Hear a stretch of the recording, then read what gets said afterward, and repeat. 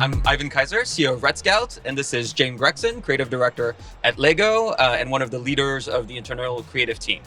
As you think about building fandom for Legos, what platforms are you looking at, and what shifts in the ecosystem are you paying attention to right now? Juicy question. Right, so I think, these sort of Web 2.0 sort of gate-kept communities, I think, are massively evolving, right? I think if you look at the evolution of Meta and their communities and the whole sort of trend of these more niche, smaller communities popping up in various places, whether that be within Reddit or in WhatsApp groups or in Facebook groups, I think it's safe to say that those spaces are changed forever and will continue to change. So for a brand like us, I think we also look at that in the same way of how can we build a more fruitful internal ecosystem digitally, right? Whether that be through own channels, not through a Facebook group or an Instagram profile, but within sort of a Lego.com environment. It's definitely something that we're paying a lot of attention to and trying to do ourselves, but also understand that branded communities are not the greatest things in the world. Consumers want to connect with other consumers in a non-gate kept environment, I think. So I think it's a sensitive balance that you got to play.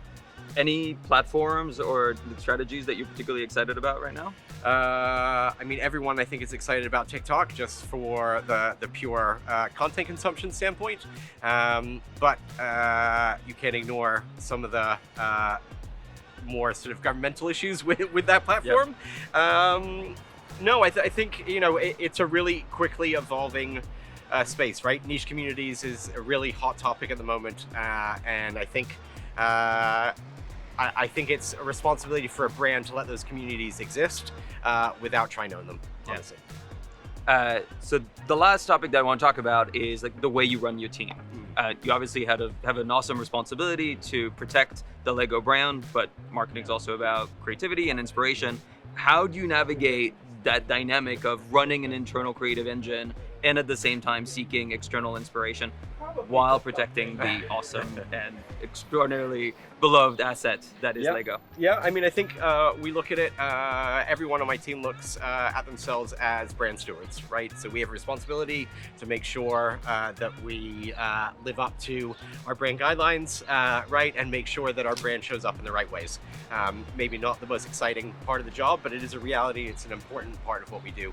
At the same time, right, we're always taking inspiration from other brands out there doing incredible stuff and looking at how we can move along that spectrum of creativity from doing expected stuff that may work, but also doing provocative, more evocative type advertising that gets people really thinking, right? And it's that spectrum of not everything can be an award-winning piece of creative, nor should it be, but also having that aspiration to continue to push the boundaries, encourage our stakeholders to take risks in a safe way, right? I hate that word risks, it makes everyone nervous, but there's enough testing that you can do in this world now to make sure that what you put out in the market is going to resonate.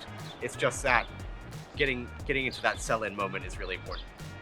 So speaking of inspiration, where do you go to find inspiration or bring new ideas into the machine? Everywhere, I think, is probably the bad answer. But I think I'm a target consumer, right? I consume. I'm very active on Twitter. I'm very active on LinkedIn. I'm very active on TikTok, as much as I hate to admit it. Right. So at a very basic level, in this sort of new hybrid model of working that we are all in, I have a inspiration channel where the team is regularly posting content from around the world, from really interesting places, and posting it there. And then every month we have a share out of that work and talk about it and ask questions about like, why is it interesting or why is it not? And then another thing that I've just brought my team into doing that is really fun, especially from a creative direction standpoint where it's a very subjective world. So I bring them into when I have to judge work for various award shows or whatever it is, I'll bring them in with me, and we'll sit in a conference room and look through the work. And at the end of the day, I will still have the final say, but it's a fun way to get everyone's opinions, maybe not always aligned, but somewhat aligned along what is good work and what is bad work. I think it's a fun activity. Awesome. Yeah, good advice for brand leaders. Last question, South by, what were some of your highlights, things that you found most inspiring? Yeah, I'm always interested in the brand activations, right? And seeing what those experiences are. So there's a lot of really cool stuff that I've seen. The streaming wars are very clearly not in your face, but visible. Right, last year was very crypto based, and it's not so much this year.